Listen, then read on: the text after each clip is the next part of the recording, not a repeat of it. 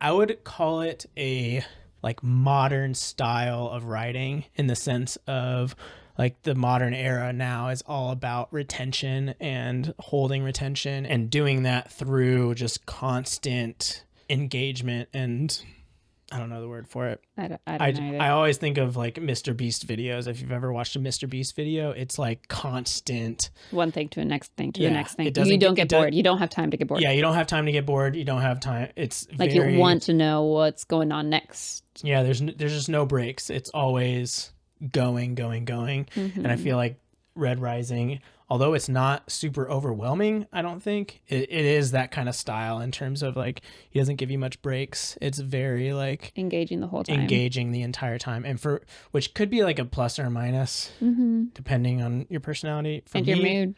Yeah, and I feel like that's something else I'm learning with reading is that different times in my life, different times in the year, I just am in the mood for something different, and so trying to figure out how to define what I want to read helps me read more. Am I in the mood for something fun, laid back, easy? Am I wanting to get into a world? Am I in the mood for Stephen King? Never.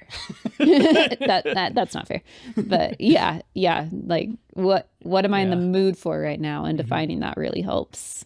Spark reading. So and it helped me because like it was early on in my reading journey. And it was hard for me to get into, like I needed something to like keep me engaged, to like pull me along, if that makes sense. Right. Because I was early I was like the second, maybe third series I'd ever read in this most recent like time span of your life of reading. And so that really helped me of like, I always wanted to just keep reading because I was like, I need to know what's going on. Yeah. And then something's resolved but it's resolved, but opens up a whole nother thing that I need to know what's going on.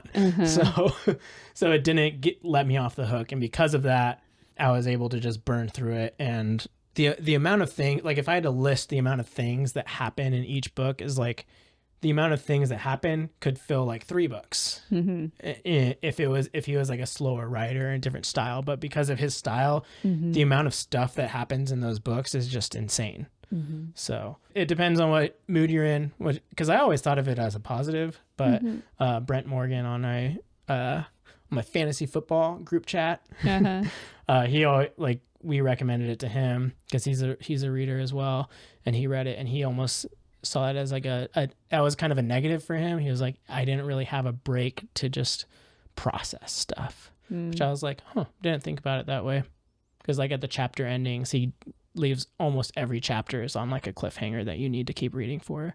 So it is like, I didn't like that because I didn't have a time to just break and relax and kind of process what's going on. So I was like, that's a good point. I didn't think about that.